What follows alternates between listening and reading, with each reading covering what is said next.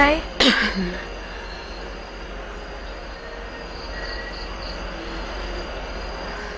Tungkol po dun sa nangyari nung isang araw, Hindi yun ang pinunta ko dito. sana po hayaan niyo naman ako magpaliwanag. Hindi na. Pumunta lang ako para ibigay sa'yo ito. Nagbabakasakali lang ako na baka may halaga pa sa'yo ang mga naiwan mong gamit sa bahay. Kung may natitira pang Marilyn na dati kong kilala.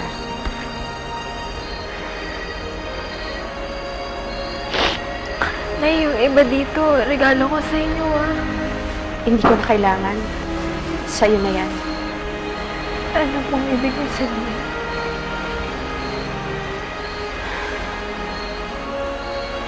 Simula ngayon, binubura na kita sa alaala ko. Sa puso't isipan ko, hindi na ikaw ang anak ko.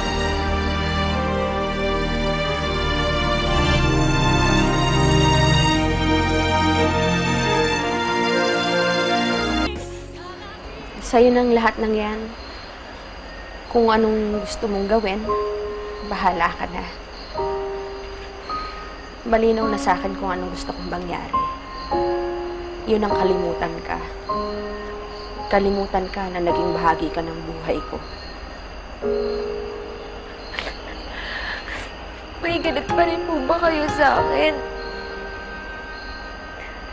Kung nasaktan ka man po si Darlene, sorry po. Kung gusto niya, hihingi po ako ng tawad sa kanya.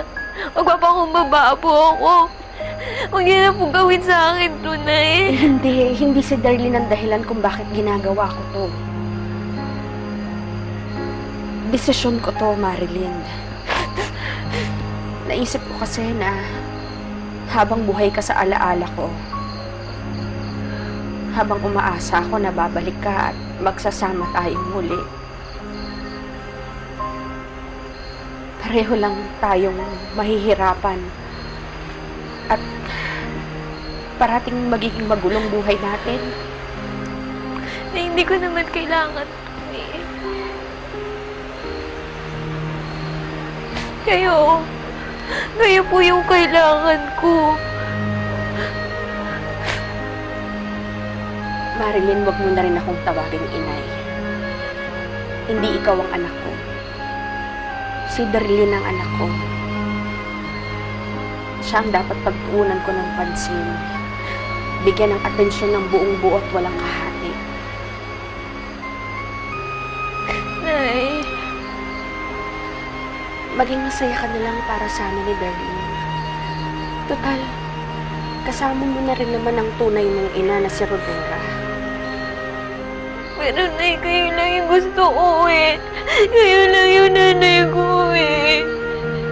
Nanay naman.